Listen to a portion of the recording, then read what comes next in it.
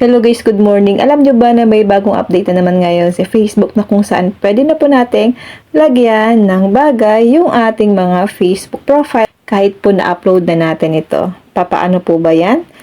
Ganito lang po ang gagawin natin. Kailangan guys, updated ang ating mga Facebook para yung mga bagong features ni Facebook or ni Messenger ay meron po ang ating mga Facebook account. Tap lang natin ang Play Store.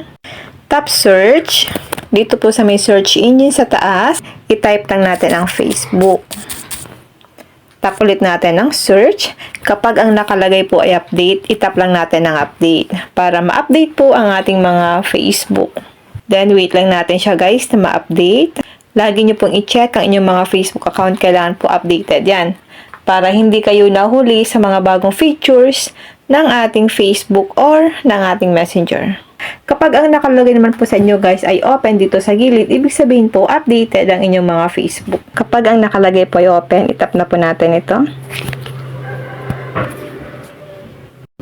Tap profile. Tap ulit natin ang ating Facebook profile. At dito guys, may makikita kayo dyan na Restyle Profile Picture with AI. Ito po yung sinasabi ko kanina na pwede na po natin lagyan ng bagay yung ating profile picture sa ating Facebook. Tap lang natin ito guys. At dito, describe edits.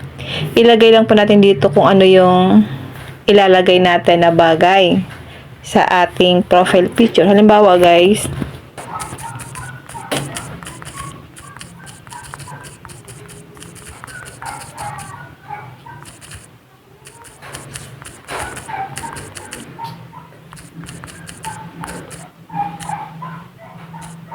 yan guys, pwede mo bang baguhin ang headband ko ng kulay black? Then, itap na po natin itong arrow.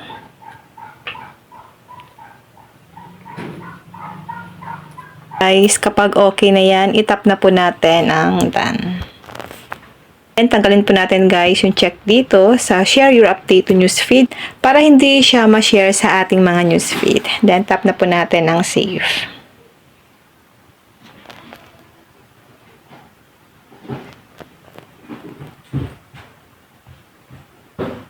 Talagyan po natin ng bagong bagay ang ating profile picture. Ito po kasi guys yung bagong update ngayon ng ating mga Facebook account. Yun lang guys, sana po may natutunan kayo sa aking video.